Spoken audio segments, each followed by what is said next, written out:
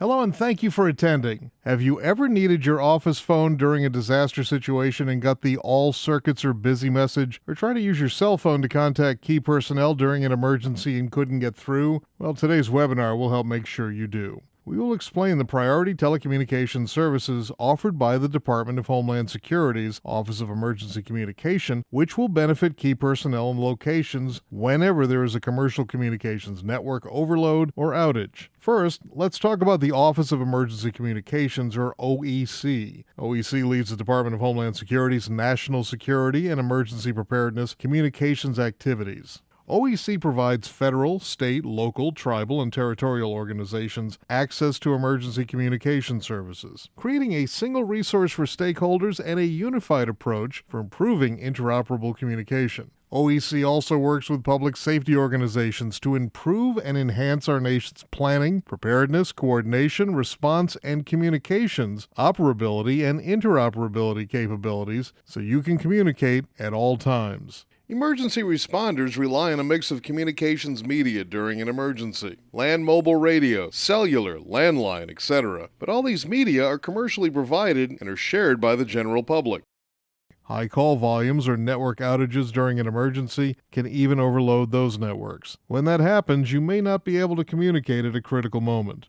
Commercial communication systems are a nearly $5 billion investment. They are reliable and redundant, but you need to share them with the public. Under normal circumstances, your calls will go through because carriers designed for the busy hour, but there may be times that strain the system. So let's look at a few scenarios in which commercial network overload or outages can happen. Network overload or outages often make it difficult for emergency responders and government officials to communicate when using commercial wireless and wireline networks. Here we'll look at several scenarios where you might encounter congestion in the networks. First, there are both natural and man-made disasters to think about. Earthquakes, mass evacuations, terrorist attacks, and extreme weather are events that can trigger a massive instantaneous surge of thousands of people making calls. That immediately overloads commercial communication networks. Depending on the event's severity, network overload can last hours, even days. It does take a large event to overload the system, but of course, that's when you'll need it most. A second scenario might be heavier than normal peak period calling for a number of reasons. Telecommunications companies engineer networks to handle average peak calling levels. When peak calling exceeds the average amount, networks can become overloaded and cause call failures. You can liken that to a heavier than normal afternoon traffic commute combined with the end of a school day in a local area. Travel lanes slowed to a halt. That's similar to not getting your call through on an overloaded network. Another scenario might occur when a lot of callers gather in one place. Scheduled or spontaneous events, including parades, protests, or other large gatherings in a concentrated area, often overload networks, particularly cellular networks near the event. And finally, an overall network outage caused by various incidents. A cable cut or other network infrastructure damage can reduce call processing capacity within the service area, resulting in network overload. Extreme weather can also cause network outages. When network congestion occurs, it's beneficial to have a service similar to HOV or highway express lanes to be able to work around the congestion and get your call through. Fortunately, two priority telecommunication services available through the OEC can significantly increase call completion rates when cellular or landline networks are congested or impaired. The Government Emergency Telecommunication Service, or GETS, capability has been operational since 1994. GETS includes priority enhancements in U.S. long-distance and local service provider networks nationwide. The Wireless Priority Service, or WPS, capability has been operational since 2002 on major U.S. wireless carriers. In many years of operation, GETS and WPS have supported vital communication capabilities during numerous hurricanes, earthquakes, floods, wildfires, and acts of terrorism.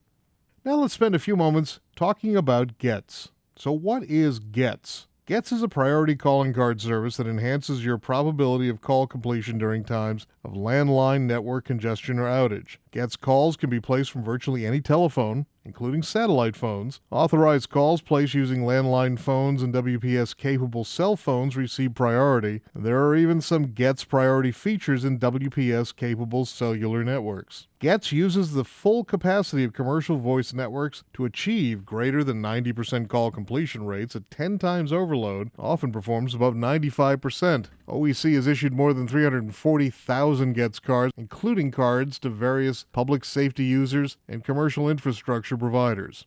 Making a GETS call requires 3 simple steps. First, determine you have dial tone, then dial the universal GETS access number. Next, when prompted, enter your GETS personal identification number or PIN and the designated telephone number. Finally, the network automatically routes your call. Instructions for using GETS are on the front of your GETS card. All you need to do is add the telephone number you would need to reach during a response. There's a good bit of information located on the back of your GETS card. Typically, you'll be able to use the universal GETS access number, 710-627-4387. However, alternative GETS access numbers are provided on the back of the GETS card should attempts with the universal number fail. Simply use one of the carrier-specific access numbers in place of the universal GETS access number to attempt your call. Note that you can use the Sprint GETS access number or the second of the 2 Verizon GETS access numbers to make calls to toll-free destination numbers, which are noted by the triangle symbol. It also contains the dialing instructions for making a WPS call on the back of the card should you forget how. At the bottom of the card, websites for obtaining information on GETS and WPS are provided. Over to the right is the 24-hour user assistance telephone number, which can be used to report trouble using GETS or WPS when you're making test calls or when using them during training exercises. The number can also be used for assistance in situations where you need emergency GETS cards or WPS activation. Also located to the right is a destination number that can be used to make specific familiarization calls to maintain proficiency in using GETS and WPS. Finally, you'll get the mailing address used to return a GETS card to the government should you find one. Here we see the GETS and WPS capable networks. When you make a GETS call, your call receives priority treatment across the GETS and WPS capable networks to the called landline phone or cellular phone.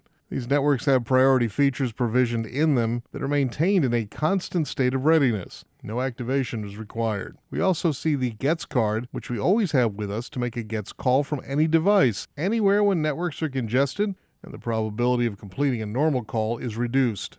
Let's first take a look at how GETS calls are routed from originating devices through the networks to a destination landline phone. We'll begin with a GETS call originating from a landline phone. Make note that this depiction also applies to GETS calls from satellite phones. It's important to note here in the call flow that all GETS calls, regardless of origin or destination, are routed to one of 3 GETS inter-exchange carriers, AT&T, Sprint, or Verizon, for authentication.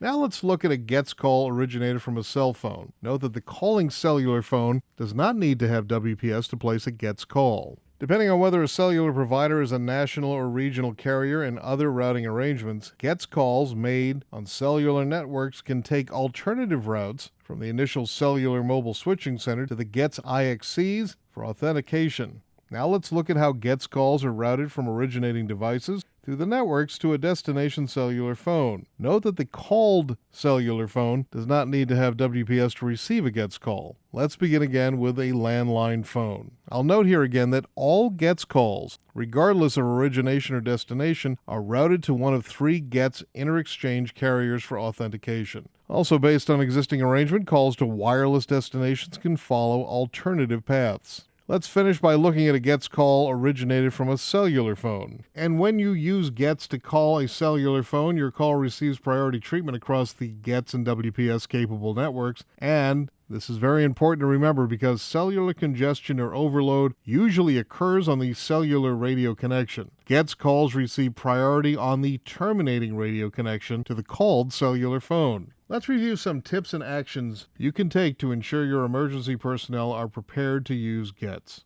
First, distribute the GETS cards. Don't put them away in your desk with the intention of distributing them during an event. You never know where your personnel may be. Also, make sure everyone knows what they are and how to make a GETS call. Make GETS practice or test calls periodically so that you know how to make a GETS call automatically and include the use of GETS in training exercises. Make sure your facility allows use of the 710 area code, as some systems need to be modified to allow it.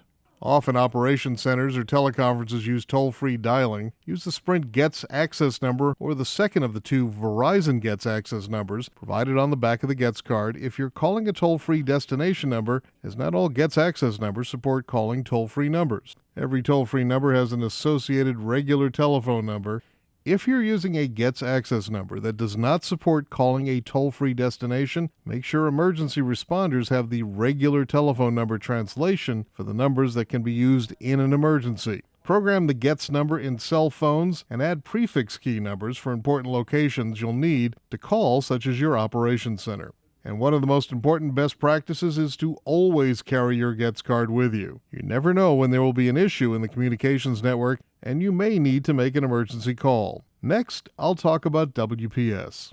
Wireless Priority Service, WPS, is an add-on feature to existing cellular service that provides priority for voice calls originated from WPS-enabled cell phones. Cellular congestion usually occurs in the local cell. WPS provides priority on the connections between the user's cell phone and the cell tower and across the network to the called cellular, landline, or satellite device. You may ask, why do I need WPS when GETS calls can be made from cellular phones? Having WPS is essential because it provides priority on the most critical segment of a cellular call, the originating radio connection from your cell phone to the tower. No special phones are required for WPS. WPS is available from all nationwide and several regional cellular service providers. WPS uses priority features in the commercial wireless voice networks to achieve greater than 85% call completion rates. Recent enhancements have resulted in call rates that often exceed 90%. Nearly 150,000 WPS subscriptions have been issued, including subscriptions to public safety users at various levels of government.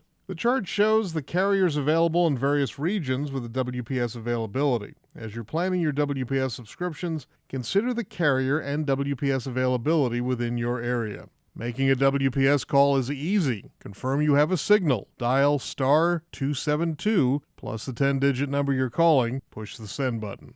Here are some helpful tips for WPS.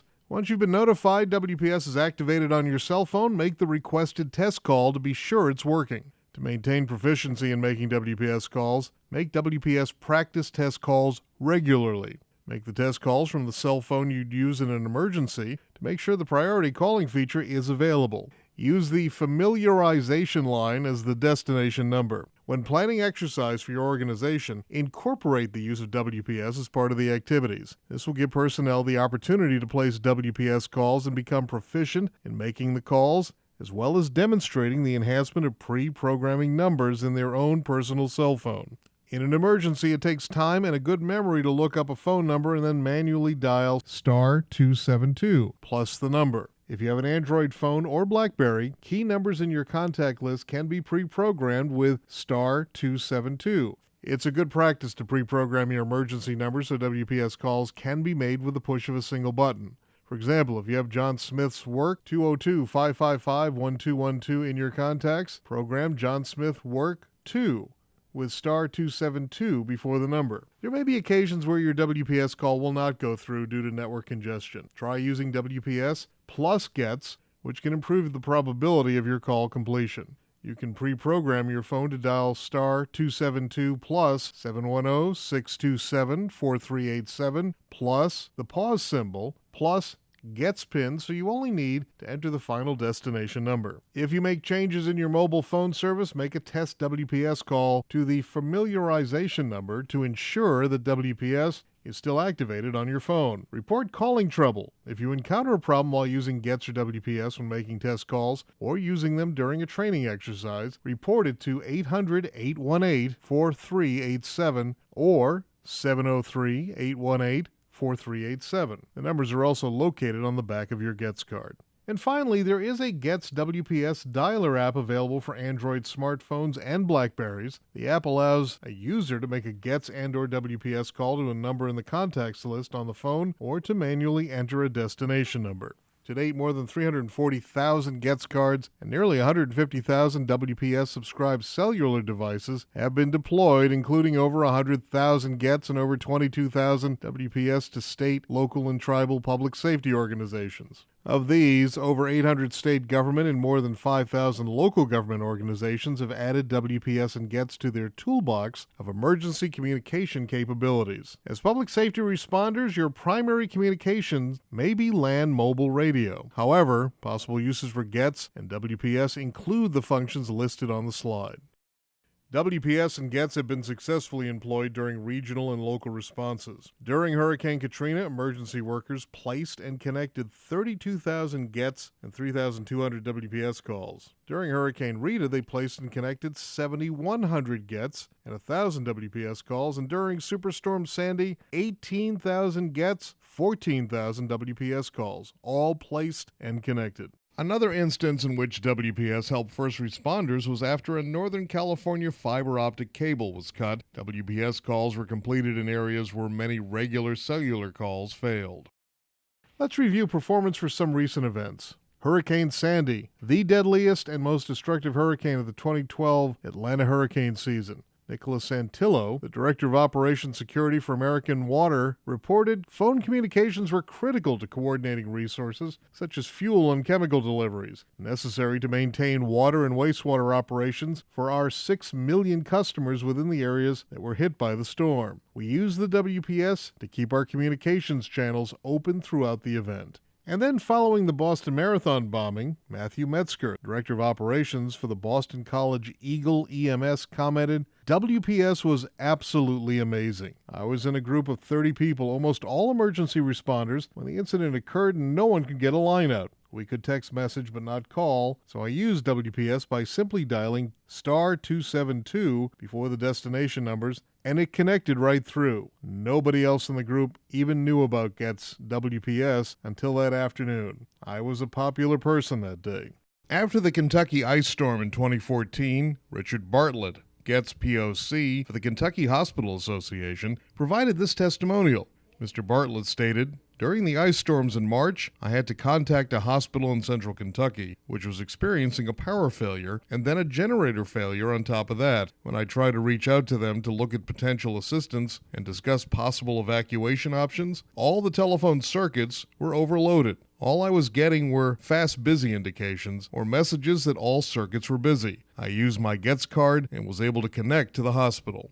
The flooding that occurred in Louisiana in August 2016, reported as a once-in-a-century weather event. Governor John Bel Edwards called the disaster truly historic. Network overload and impairment caused massive communications problems during the event. Tens of thousands lost electrical power. The 911 center was forced to relocate, and there were widespread reports of cellular and wireline outages. Willie Collins, an ESF2 communications planner, advised the OEC, "My cellular calls would not go through unless I used WPS. My calls went through. That's the bottom line. It worked really well for us." So let's now talk about how your organization can implement GETS and WPS, or if you already have some GETS and WPS services, how you can expand your program to be fully prepared. To request GETS and WPS, you'll want to follow these steps. Designate a GETS WPS point of contact for your organization who has the authority to make decisions regarding GETS and WPS user authorization and administration. Some of the point of contact responsibilities include requesting GETS and WPS service for new users and managing current GETS and WPS users, canceling GETS cards when they are no longer required or in use, reviewing GETS and WPS usage reports, for example, call detail records, validating the accuracy of their GETS and WPS subscriber list on an annual basis. The point of contact will have access to their online GETS WPS account. Point of contact requests GETS and WPS for an initial group of users or key functions and locations through the online system. Larger organizations can submit an online spreadsheet using the GETS WPS spreadsheet request template. The point of contact distributes GETS cards and confirms WPS activations. If your organization has an existing GETS WPS account, consider conducting an organizational preparedness review to ensure all potential responding personnel and locations are fully prepared in the event of communications network overload or outage. It's up to each organization to determine the number of GETS cards and WPS subscribed cellular devices they need, as there is no maximum or set rules. The only requirement is that each person or place meets GETS WPS qualification guidelines. Individuals who need to communicate during an emergency should carry a personal GETS card and have a WPS subscribed cell phone. Specific locations from where personnel would need to communicate should have an easy-to-access cache of GETS cards and WPS subscribed cellular devices. The last tool I'll talk about today is Telecommunication Service Priority, or TSP. which provides priority repair and expedited installation of mission-critical communication services. As a result of hurricanes, floods, earthquakes, and other natural or man-made disasters, telecommunication service carriers frequently experience a surge in requests for new services and requirements to restore existing services. Loss of services to critical communication functions such as to emergency operations centers, 911 centers, and other critical facilities can result in harm to the population, loss of property, threaten the security posture of the U.S. So in response to that threat, the OEC provides the Telecommunication Service Priority Program. TSP is an FCC-mandated service established in 1988. Similar to needing the HOV to make priority emergency calls, TSP provides a fast pass like the one issued at amusement parks to repair damaged circuits or install new ones. TSP designated circuits, which are the physical connections between the user facility and the service provider's network, have top priority for repair in the event of a service outage. And TSP designated new circuit installations have top priority for new service establishment. TSP is mandatory for all telecommunications companies categorized as common carriers. Note that there is a charge for each TSP designated circuit or service set by state utility regulators. TSP can make a difference for rapid repair of damaged circuits at EOCs, hospitals, PSAPs, power facilities, government headquarters, financial institutions, and many other critical sites. These damages don't require a disaster to happen. Someone using a backhoe could cut cables, resulting in a loss of service. Even squirrels can cause damage to infrastructure by chewing through a cable. They've even been known to bite into a fiber optic line, knocking out a county's 911 emergency telephone service. However, TSP must be requested and assigned to the circuits before an outage occurs. On a normal day, your public safety dispatch will be prioritized. Note that during the first 3 weeks after Katrina, Bell South crews were all working only TSP repairs. Priority installation reduces the time it takes to activate communication capabilities needed to support operations such as disaster response and recovery and large-scale national security events. Establishing TSP is similar to requesting GETS and WPS. The first step is to identify a TSP point of contact to request a TSP account. Next, most POCs will need to work with telecommunication staff to identify which mission-critical circuit should have TSP restoration priority, and to collect the circuit-specific information needed to submit a TSP service request. POC submits a TSP service request. Once approved, a TSP code is sent to the POC, who then provides the TSP code to the telecommunications service provider. Once this occurs, your telecommunications staff should update any applicable service repair or installation procedures. TSP restoration priority can be applied to wireline circuits, both voice and data, that support your national security or emergency preparedness mission. It should not be applied to every circuit in your organization, only the minimum necessary to continue operating. It's important to identify the critical functions and the supporting circuits. Here are some of the important best practices in working with your TSP program. First, delegate an invocation official who will be responsible for making the request for TSP services should your organization experience an outage, whether caused by weather, circuit failures, etc. There should also be a successor line of authority to be followed should the invocation official not be available. Maintain a record of all TSP codes and corresponding circuits to facilitate a quick response in case of an emergency.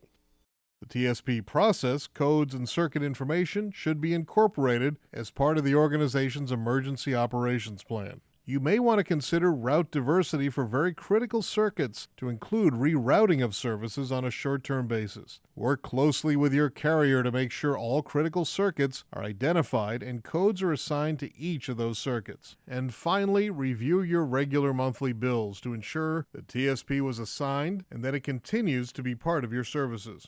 So, how do you budget for priority services, and what costs might your organization incur to be prepared for network overload or outage? First, for GETS. There is no charge to subscribe to GETS. The OEC reserves the right to bill for all GETS calls, for example, in the case of fraud. Since the inception of the GETS program, no GETS calls have been charged to the users. And for WPS, although most WPS service providers do not charge an activation fee or monthly recurring charge, they may charge a one-time service activation fee up to $10 and a maximum of $4.50 per month for each WPS subscribed cellular device. All charge a per-minute fee of up to 75 cents. Be sure to check with your service providers because rates do vary by provider. WPS can be billed directly to an organization and billed to personal accounts. TSP. There is no charge from the federal government for requesting and receiving a TSP code. However, service providers do have the option of charging fees,